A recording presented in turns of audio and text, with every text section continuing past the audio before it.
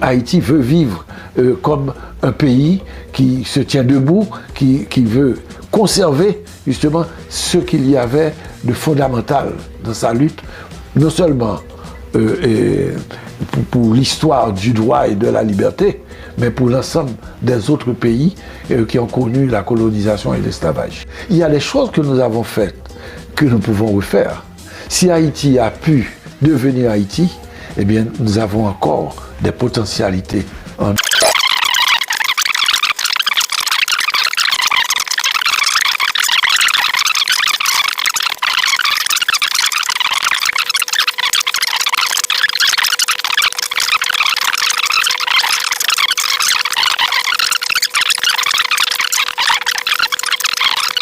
Haïti veut vivre comme un pays qui se tient debout, qui veut conserver justement ce qu'il y avait de fondamental dans sa lutte, non seulement pour l'histoire du droit et de la liberté, mais pour l'ensemble des autres pays qui ont connu la colonisation et l'esclavage. Il y a des choses que nous avons faites que nous pouvons refaire. Si Haïti a pu devenir Haïti, eh bien, nous avons encore des potentialités en nous cachées qui peuvent être remises en valeur pour sortir de cette situation catastrophique dans laquelle on est. Je pense que les kidnappings en Haïti ont un rapport avec le fantasme de la traite.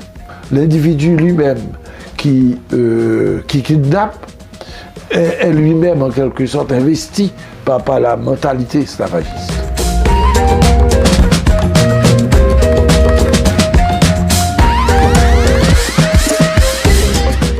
Bonjour, bonsoir à tous et bienvenue dans cette émission spéciale.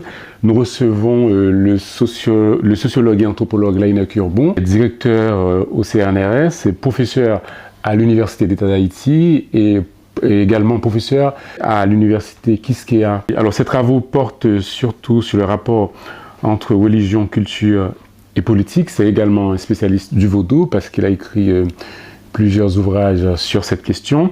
Son dernier livre s'intitule « Esclaves, religion et politique en Haïti ». Alors, cet ouvrage, c'est un ensemble d'articles qu'il avait écrit il y a quelque temps, dispersés dans des revues.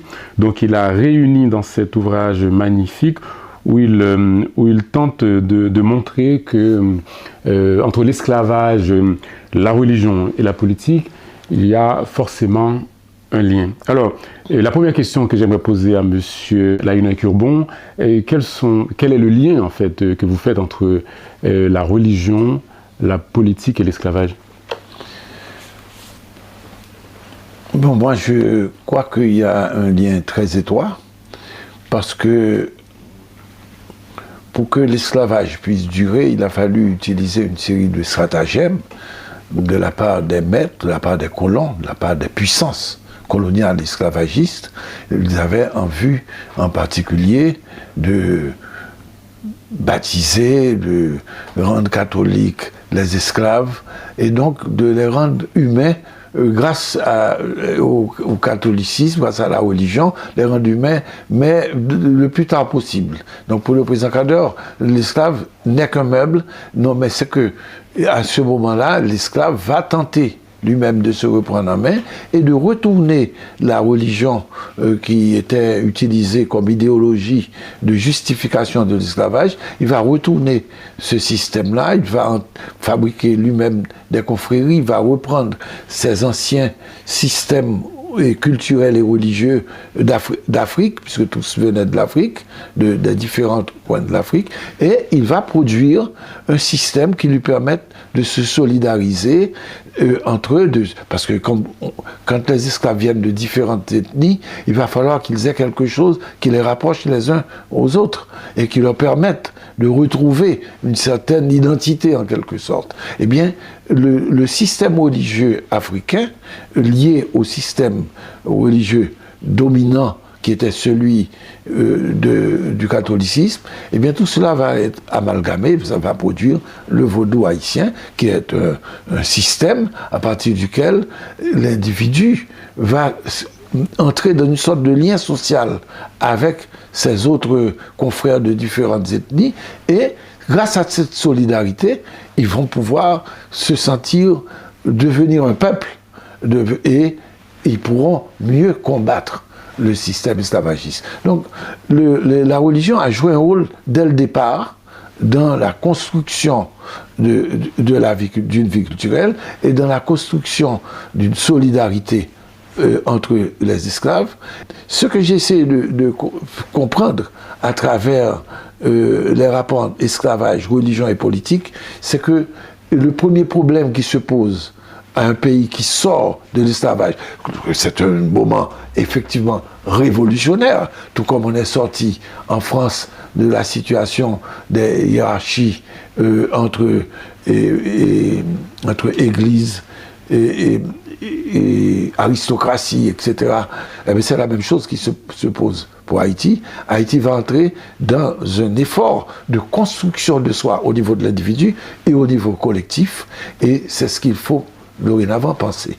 Et comment maintenant la politique réagit vis-à-vis de toute cette histoire passée qui peut revenir à tout instant sur le tapis. Donc le fantasme, par exemple, de la dictature, la violence qui existait pendant la période esclavagiste, qui était essentiellement une société de violence, comment sortir de là? Donc cela suppose toute une réflexion qui, je suppose, qui se fait dans le domaine de la littérature, mais qui se pose également dans le domaine des arts en général, qu'il s'agisse de la musique, de la peinture, de la sculpture. Il y a toute une profusion d'activités culturelles en Haïti qui montre que Haïti veut vivre comme un pays qui se tient debout, qui veut conserver justement ce qu'il y avait de fondamental dans sa lutte,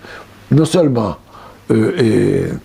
pour l'histoire du droit et de la liberté, mais pour l'ensemble des autres pays qui ont connu la colonisation et l'esclavage. Très bien. Alors, c'est vrai qu'au départ, on va dire au début de votre livre, dans l'introduction, vous dressez un tableau quand même assez sombre, hein, parce que vous faites un bilan, en fait 30 ans après la dictature des Duvalier, en fait qui a quand même duré 30 ans aussi, et que, faites le bilan, on a eu 19 conseils électoraux provisoires, 26 ministres de la Justice, 15 premiers ministres, 9 élections contestées, à part à part les élections qui ont porté au pouvoir Jean-Bertrand Aristide. Alors, quand je lis ça, je me suis dit, on est foutu, en fait, il n'y a rien à faire. Bon, c'est parce qu'il ne faut pas voir l'histoire à l'échelle de notre propre vie. Il faut voir l'histoire à un niveau beaucoup plus large. Parce que à l'échelle de notre propre vie, nous pouvons facilement tomber dans le désespoir. Mais il faut penser plus loin. Il faut penser plus loin, et en arrière et par rapport à l'avenir. Il y a des choses que nous avons faites que nous pouvons refaire.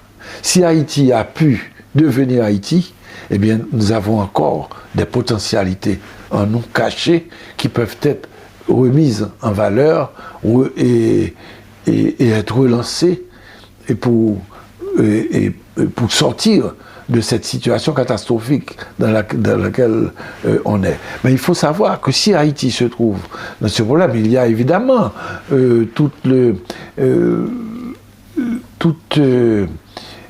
monde politique, tout le monde dirigeant en Haïti qui a su profiter de cette situation pour la maintenir tout le temps pareille. Et donc, pour en profiter de la situation, il y a ça. On a des élites dirigeantes qui ont été, on peut dire, rapaces par rapport au niveau économique en Haïti, c'est vrai, et qui le sont encore sous nos yeux.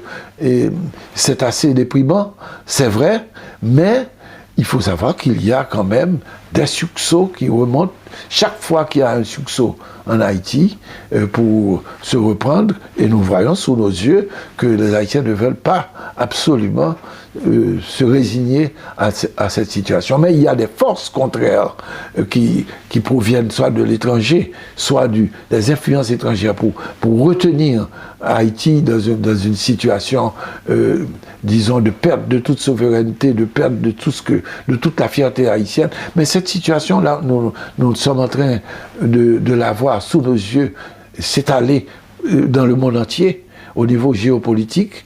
Et effectivement, c'est la loi de la force qui prime et cela conduit un certain nombre de pays à vraiment entrer dans une sorte de véritable crash.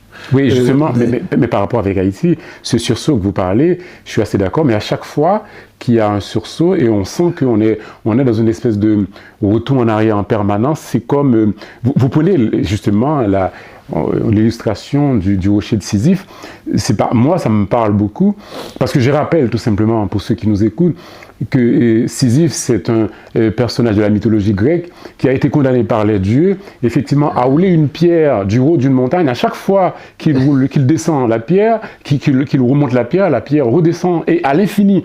Donc, l'illustration est assez intéressante. On s'est dit, en Haïti, effectivement, à chaque fois qu'il y a un sursaut, qui a un espoir qu'on dit, finalement, on va peut-être construire quelque chose, par exemple après le séisme, et puis après, ça revient. Bon, nous avons pu renverser quand même Jean-Claude Duvalier, ça a été la liesse, c'était quand même important, parce que les États-Unis n'avaient pas envie du renversement de Jean-Claude Duvalier. Donc Jean-Claude Duvalier plaisait bien aux Américains à ce moment-là, style Reagan. Il n'y avait pas de problème. Nous avons réussi. Ils ont fait le coup d'État contre Aristide en 1991. Eh bien, la population a contesté ce coup d'État. Et 3 ans après, les Américains ont dû ramener, grâce au travail mené par l'ensemble des groupes sociaux en Haïti et par le travail fait auprès de la presse étrangère, a obligé les Américains à revenir avec le président élu légitimement. À travers des élections. Et donc, il y a des possibilités. Mais tout maintenant, évidemment, malheureusement, il y a tout le temps, effectivement, des forces contraires. Regardez ce qui s'est passé en Haïti. Et il y avait la possibilité. Comment pouvait-on imaginer que les Américains, que par exemple, Madame Clinton pouvait revenir en Haïti et intervenir à l'intérieur du système électoral et placer Martelly comme deuxième alors qu'il était 3e ou 4e, mais en tout cas décider que voilà celui qui pourrait être le bon président pour Haïti, c'était l'impression du moins qu'on avait un peu partout en Haïti, eh bien cela nous a coûté 10 ans de situations impossibles, de type de banditisme légal. Effectivement. Et donc, voyons donc, autrement dit, Haïti n'est pas tout seul dans cette affaire-là. Il y a les puissances étrangères qui peuvent soit indifférentes, soit intervenir de manière directe, de diverses manières, et elles ne nous aident pas à nous remettre debout. C'est donc, autrement dit, les Haïtiens se trouvent chaque fois devant la situation devant laquelle c'est à eux que revient le droit et le devoir de se mettre en quête d'un retour à leur propre valeur nationale qui a permis de créer Haïti. Très bien. Alors, vous parlez aussi dans votre livre, en fait, j'ai senti que vous faites mention d'une espèce de déficit de citoyenneté en Haïti. Est-ce que vous pensez que ce déficit de citoyenneté, parce que vous dites que la question de la citoyenneté est entièrement ouverte encore aujourd'hui, est-ce que vous pensez que ça peut être la cause, ça peut expliquer la cause du naufrage dans lequel Haïti se trouve aujourd'hui? Bien sûr, cette situation n'est pas seulement propre à Haïti. Effectivement, il y a un déficit de citoyenneté dans la mesure où effectivement, la manière dont Haïti est sorti de l'esclavage, immédiatement il y a eu une prise en charge par ceux qui avaient mené la guerre. Ils avaient un certain nombre de droits du tout, et spécialement de prendre la place des Blancs au niveau des propriétés, les différentes propriétés. Et donc il y a un certain nombre d'esclaves, d'anciens esclaves, d'anciens combattants qui vont devenir des paysans enfermés dans des productions de denrées pour l'exportation, et donc ils ne peuvent plus vivre à partir de leurs propres moyens, je dirais. Donc cela va avoir des conséquences considérables pour permettre que le pays soit dans une situation de division sociale extrême, où il y a un petit groupe de gens dans la ville qui représenteraient la nation haïtienne, et puis tout le reste qui serait plus ou moins citoyen en quelque sorte, et qui aurait donc qui n'aurait pas effectivement tous les droits. Parce que être citoyen, c'est d'avoir les droits d'abord, le droit à l'éducation, droit à une situation sociale honorable, économique honorable, et pas misérable. Donc à un certain nombre de droits de santé, droit à l'école, ce sont ces choses-là qui manquent, droit de circulation, donc il faut qu'il y ait des infrastructures routières, un certain nombre de choses qui sont absolument indispensables, qui permettent à un pays de se mettre debout et de régler le problème de la citoyenneté. Mais par-dessus tout, il y a aussi le déficit de citoyenneté pour les femmes en général, parce que ça prend du temps avant qu'on accepte que les femmes puissent participer à la vie politique. On n'a qu'à voir jusqu'à présent ce déficit de citoyenneté dans la 50e législature qu'on a connue en Haïti, où il y a une centaine de députés et puis 2 ou 3 femmes, ce qui est totalement dérisoire, ce qui montre que le problème de la citoyenneté est un problème central sur lequel les partis politiques, les hommes politiques devraient se pencher. Alors, dans un de vos articles sur le site de Mediapart, je trouve assez intéressant, vous dressez le portrait, le portrait robot du bandit en Haïti, et en rappelant en fait, la généalogie du bandit en passant par en fait, on a eu le Tonton Macoute, effectivement, les Eglindos, les chimères. Là, aujourd'hui, on fait face à une nouvelle espèce de bandits. Ça m'a intéressé. Et alors, d'après vous, quelles sont les principales caractéristiques de cette nouvelle figure qui émerge aujourd'hui, qui occupe l'actualité, en fait, que ce soit par sa violence et par ça. C'est rare qu'on puisse avoir des bandits qui ont pignon sur rue, qui sont dans les YouTube, qui s'expriment ouvertement et qui font des manifestations ouvertes.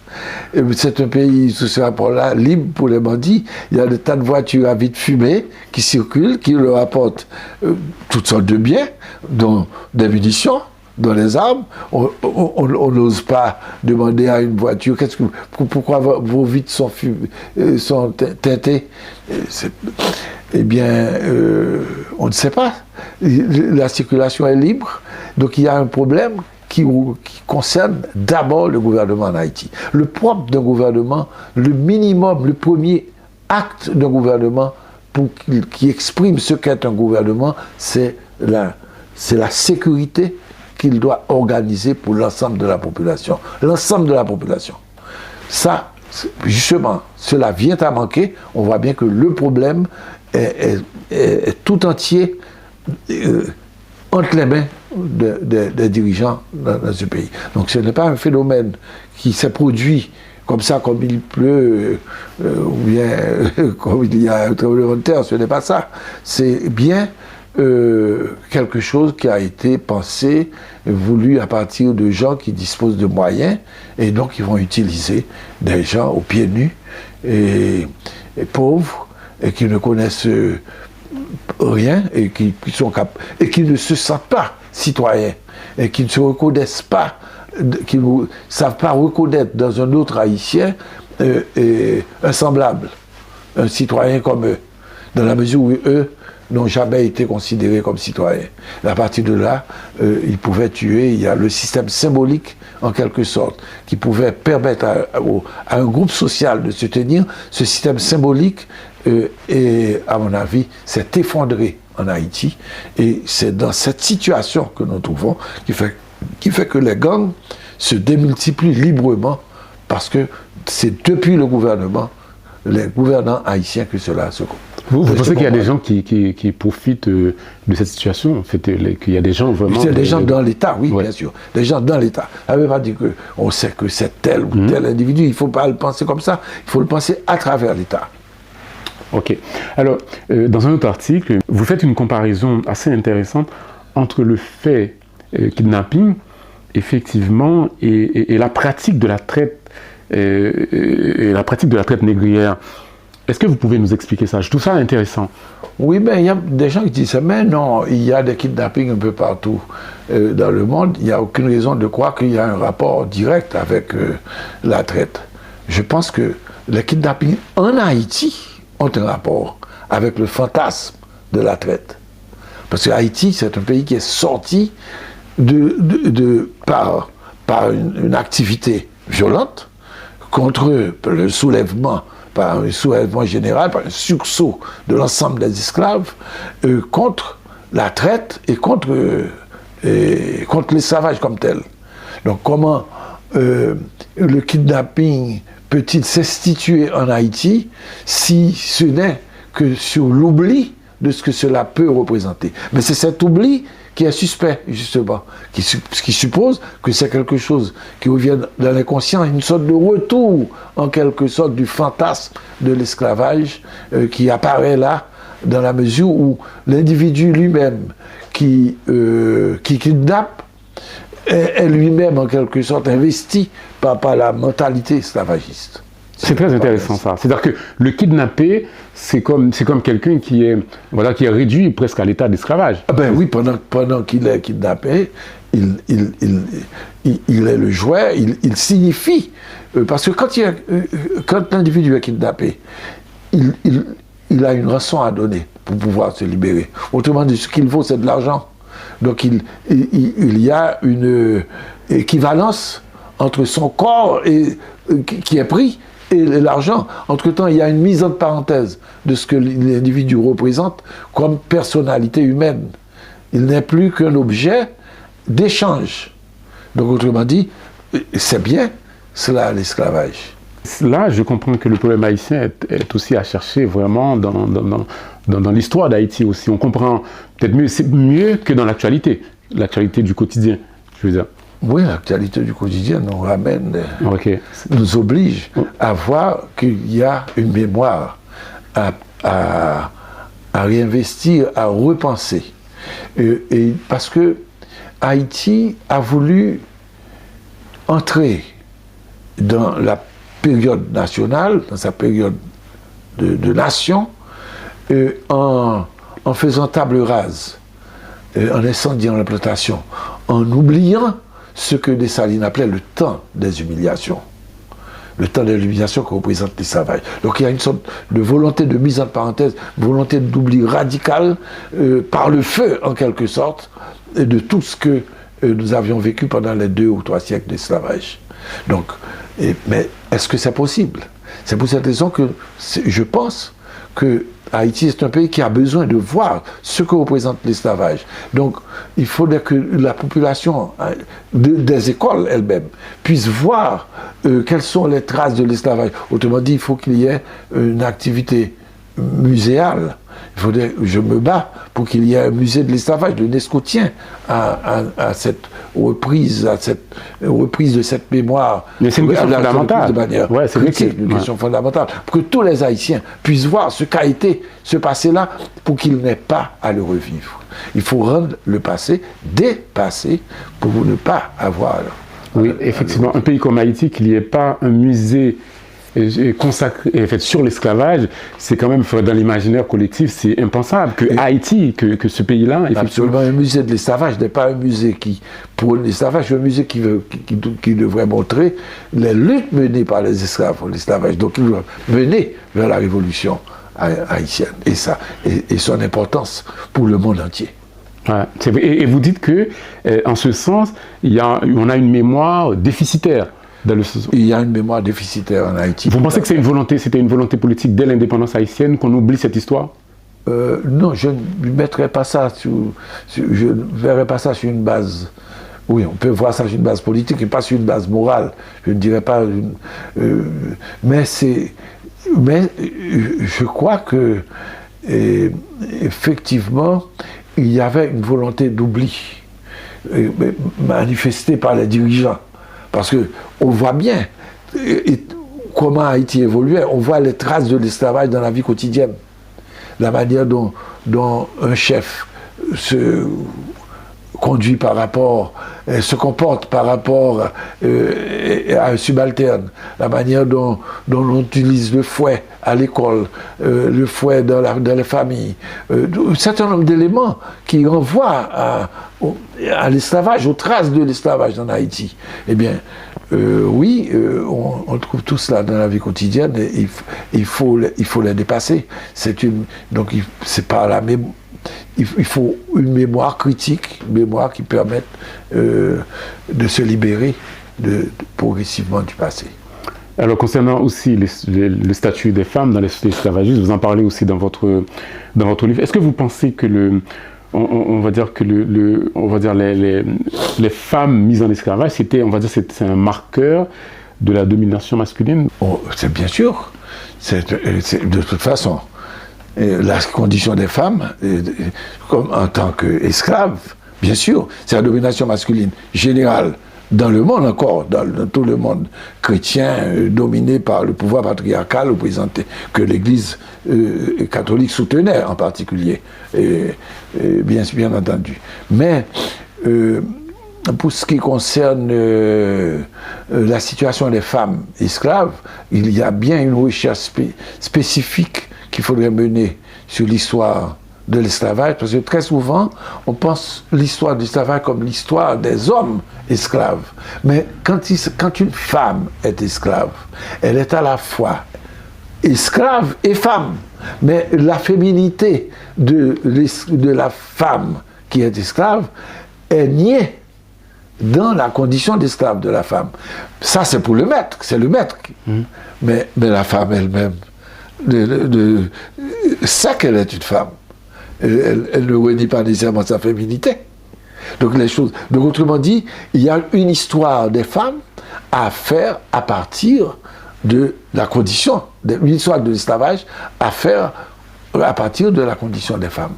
Et il y a un travail remarquable fait par Arlette Gauthier, c'est le premier gros travail à mon avis qui a été fait dans les années 85-90 et qui, je suppose, a suscité d'autres vocations de recherche, mais ce n'est pas courant qu'on puisse nous-mêmes, même en Haïti, étudier l'histoire de l'esclavage à partir de l'histoire des femmes qui ont, d'ailleurs, parce qu'elles étaient particulièrement réprimées, ont été à l'avant-garde de la résistance et des révoltes contre l'esclavage.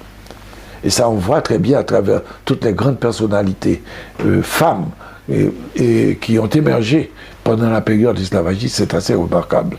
Et il faut les rendre vivantes, les faire connaître.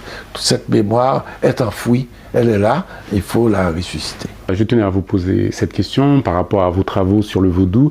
Quel est le rôle qu'a joué le vaudou dans la révolution haïtienne? Parce que je dis ça pour rappel, effectivement. Et maintenant, souvent, il y a un débat parmi la jeune génération sur la part du vaudou.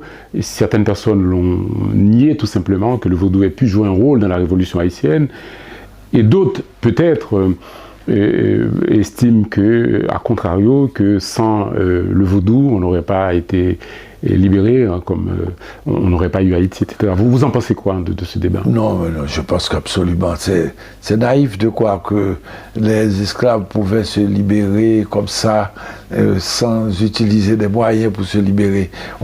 C'est une vision trop abstraite de la situation des esclaves. Les esclaves sont des êtres qui ont besoin de supports matériels bien précis, de supports imaginaires et symboliques pour se réunir, pour devenir un groupe social lié par les mêmes intérêts, les intérêts de sortir de la condition créée par les maîtres et par les colons. Donc ce sont des choses très pratiques. On ne peut pas être déporté d'un continent à l'autre et du jour au lendemain faire comme si on n'avait pas de parents, on n'avait pas d'ancêtres, on n'avait plus personne. Non, il y a un rapport immédiatement avec les ancêtres et avec les morts et avec les divinités de l'Afrique. Tout de suite, on se rattache à ce monde-là pour se créer un monde propre. Parce qu'un être humain ou une collectivité a besoin de supports symboliques et imaginaires pour exister. Donc cette vision abstraite que les gens ont, et dont vous me parlez, elle ne correspond à rien, parce qu'elle ne permet pas de comprendre. Il faut essayer de comprendre. Donc si on essaie de comprendre, on va essayer de voir concrètement quelles sont les activités de lutte et comment ces luttes peuvent se mener, quel type de solidarité les esclaves peuvent se manifester entre eux, alors qu'elles viennent d'ethnies différentes. Ils viennent de nations différentes. Et ils vont s'entendre ensemble. Mais c'est extraordinaire. Ça, qu'est-ce qui va les cimenter? Il faut un système imaginaire, comme pour toute société humaine. Donc, autrement dit, il y a beaucoup de préjugés. Les gens qu'on apprend, l'école haïtienne était encore dans les années 50, 60, c'était des lieux de diffusion de préjugés contre tout ce qui concernait l'Afrique, contre tout ce qui concernait le vaudou, parce qu'on voulait nous occidentaliser à outrance. Mais quand on sort de cette vision coloniale de nous-mêmes, eh bien, on peut comprendre, on peut revenir le passé, mieux l'explorer, mieux le comprendre et être beaucoup plus libre par rapport à ce passé. Et donc, là, on peut dire ce que le vaudou peut apporter. Il ne faut pas faire du vaudou. Les gens ne se sont pas battus pour le vaudou. Ils étaient à l'intérieur de ce système-là et ça leur donnait des forces suffisantes, supplémentaires, pour lutter contre l'oppresseur et maître et colon. C'est ça qu'il s'agit de comprendre. Mais à partir de là, ils ont créé une nation. Évidemment, les gens disent, et ils reconnaissent effectivement ça dans les textes de Badiou, et entre autres, que les premiers gouverneurs haïtiens étaient plutôt réticents vis-à-vis du vaudou, mais parce qu'ils savaient que dans le vaudou, il y avait que le vaudou pouvait générer des pouvoirs parallèles au pouvoir central. Mais ça ne veut pas dire qu'eux-mêmes n'étaient pas vaudouisants. Effectivement. Et vous êtes par méfiance, effectivement. Beaucoup de dirigeants vaudouisants, quand même. Oui, c'est vrai. Alors, ma dernière question, M. Laënnec-Urbon. Alors, j'aimerais savoir, aujourd'hui, pour vous, comment vivre en Haïti au milieu de ce désastre, le kidnapping, on va dire la menace qui est permanente. Comment vivre? Est-ce qu'on utilise des stratégies? Et comment on fait? Vous, personnellement, je pense et d'autres, comment survivre en Haïti? Ça dépend. Il y a des gens qui... Non, on est prisonnier quand même. Prisonniers, beaucoup de gens sont déprimés, mais ils espèrent que quelque chose va changer. Ils savent que ce que nous vivons là, c'est impossible que ça puisse durer. Ça ne peut pas durer. Donc il faut qu'il y ait quelque chose qui change, là, sur ce rapport-là. Donc voilà ce qui nous permet, pour le moment, de tenir. Nous savons que nous vivons une situation provisoire. Voilà, c'est ça qu'il faut savoir. Mais on se plaint. Tout le monde se plaint, tout le monde souffre des kidnappings, tout le monde pleure de gens tués, tout le monde pleure des massacres. Mais on ne s'habitue pas à la situation que nous vivons. Et nous croyons que cela va changer. Donc, entre-temps, dès qu'il y a la possibilité de contacts familiaux, je pouvais rester, par exemple, plusieurs mois sans rencontrer ma famille, les gens de ma famille. Eh bien, par exemple, du côté de Pétionville et de Thomasin, maintenant que tel brigand, tel bandit a pu être mis en déroute, et tué, et maintenant la zone est libérée et les gens peuvent circuler. On voit très bien qu'il y a une sorte de détente sur ce rapport-là dans cette zone-là. Donc on espère progressivement, donc on est dans l'attente d'une situation qui puisse juguler. Ouais, c'est vrai que le fait d'imaginer que ça aide à supporter peut-être cette situation insupportable, le fait qu'on sait que c'est une situation provisoire et que c'est pas fait pour durer. On le sait, mais on peut se tromper. Parce que quand même, ça dure quand même depuis quelques temps. Au début, on n'avait pas pensé que ça aurait duré aussi longtemps. Du temps en Haïti. Effectivement, en Haïti, le temps ne passe pas. Il y a un problème. Là. Ouais. Effectivement. Moi, je n'ai pas la solution à cette question, mais nous attendons. Et il faut parler, expliquer la situation et pousser les uns et les autres, faire connaître que ce n'est pas possible que les bandits puissent, parce qu'ils n'ont aucune idéologie particulière, que les bandits puissent diriger un pays. Merci beaucoup, merci. Alors, merci Monsieur Laënnec-Urbon. Je rappelle que le dernier ouvrage de Laënnec-Urbon s'intitule « Esclavage, religion et politique en Haïti ». Donc voilà, donc vous pouvez vous procurer aux presses universitaires voilà, de Lyon. Aux presses universitaires de Lyon, dans toutes les librairies françaises. Merci beaucoup, Monsieur Urbon, et bon retour en Haïti. Merci.